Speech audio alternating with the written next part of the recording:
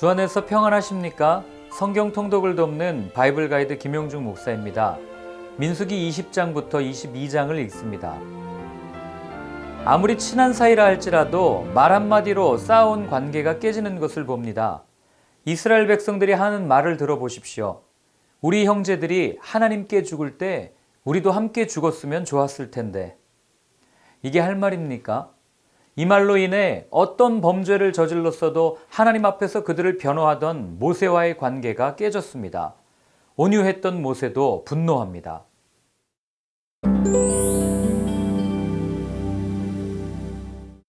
38년 전 가데스 바네아에서 하나님께 불평함으로 40년의 광야 생활을 했고 20세 이상의 백성들이 광야에서 죽었습니다.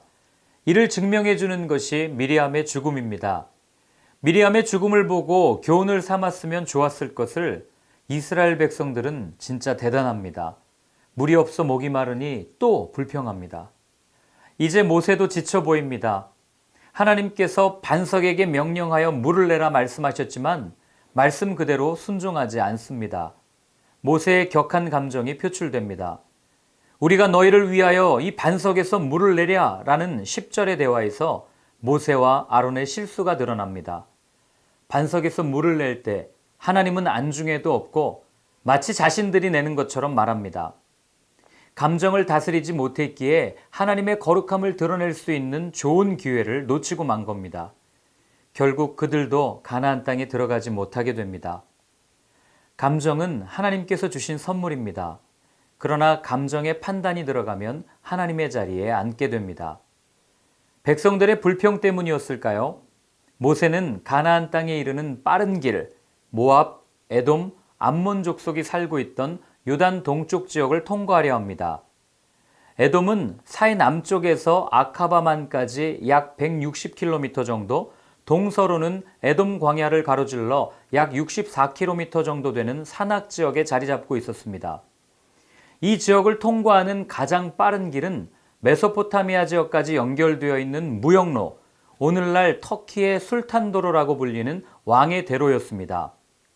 이 도로를 통행하려면 그 구간을 맡고 있는 나라의 왕의 허락을 받아야 했고 관세를 내야 했습니다. 모세는 이 길을 통해 가나안으로 가고자 하지만 에돔 왕은 허가해 주지 않습니다. 결국 이스라엘은 요단강 동쪽 지역의 험준한 지형을 따라 가나안으로 이동하게 됩니다. 그리고 그들이 호르산에 도착했을 때 아론은 호르산 꼭대기에서 엘르아살에게 대제사장직을 인계한 후 죽게 되고 이스라엘 백성들은 그를 위해 30일을 애곡합니다.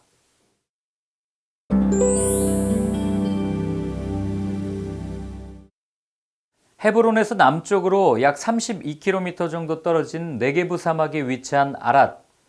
아랏의 왕이 이스라엘 사람 몇을 포로로 잡아가는 사건이 벌어집니다.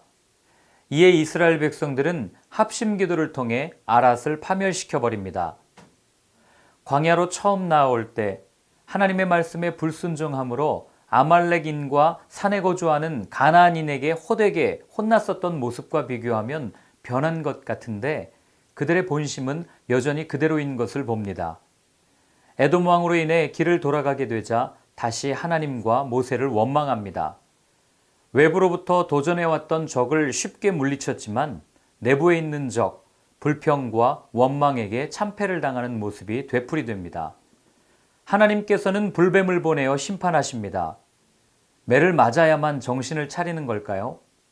이스라엘 백성들은 모세를 찾아와 잘못했다고 용서를 구합니다. 그러자 장대에 달린 놋뱀을 보면 살 것이다 라고 말합니다. 구약의 보다라는 단어에 상응하는 신약의 단어는 믿다입니다. 놋뱀 자체에 어떠한 능력, 힘이 있어서 치유되는 것이 아닙니다.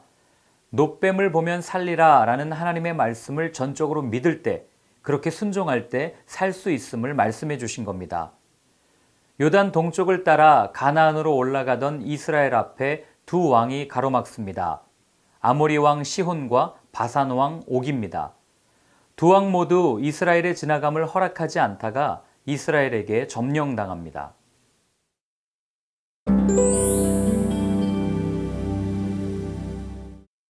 이스라엘 백성들이 모압 평지에 도착해 진을 칩니다. 아주 오래전부터 이스라엘에 대한 소문을 들어온 모압 왕 십볼의 아들 발락은 겁을 먹고 돈을 받고 점을 봐주는 발람을 초청하려 합니다. 발람은 그돌강가, 유브라데 강가에 살고 있었습니다. 그러나 하나님의 계시를 직접 들은 발람은 발락의 초청을 거절합니다. 발락 왕은 다시 사신을 보내어 어떻게든 발람을 데려오고자 합니다. 발락은 신의 힘을 돈으로 살 수 있다고 생각하고 돈으로 세상을 조정하려 했던 어리석은 사람입니다. 한편 겉으로는 하나님을 믿는 척하며 하나님의 뜻을 묻지만 자신의 사욕에 더 관심이 있었던 발람. 하나님은 나귀의 입술을 통하여 책망하시고 그에게 오직 하나님의 말씀만을 전하라고 당부하십니다.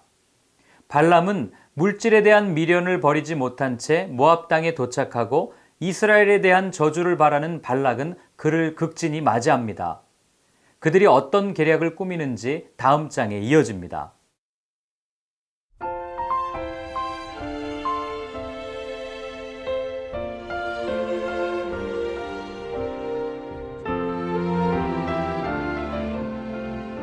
노뱀 사건은 예수님을 믿지 않는 현대인들에게 도전을 줍니다. 광야의 이스라엘 백성들과 마찬가지로 불평과 원망으로 가득 찼던 사람들에게 하나님께서는 때가 되어 예수님을 보내주셨습니다. 믿기만 하면 구원을 받고 보기만 하면 산다고 말씀해 주십니다. 사람들은 이게 말이 되냐고 따지지만 잊은 것이 있습니다. 바로 구원은 하나님께 속한 영역이라는 겁니다. 토기가 토기장이에게 왜 그러냐고 따질 수 없듯이 하나님의 방법대로 창조된 사람이 하나님의 방법이 왜 그러냐 따질 수 없는 겁니다. 하나님을 깊이 사랑하면 더 신뢰하게 될 것입니다. 믿기만 하십시오. 노뱀을 쳐다보듯 말입니다.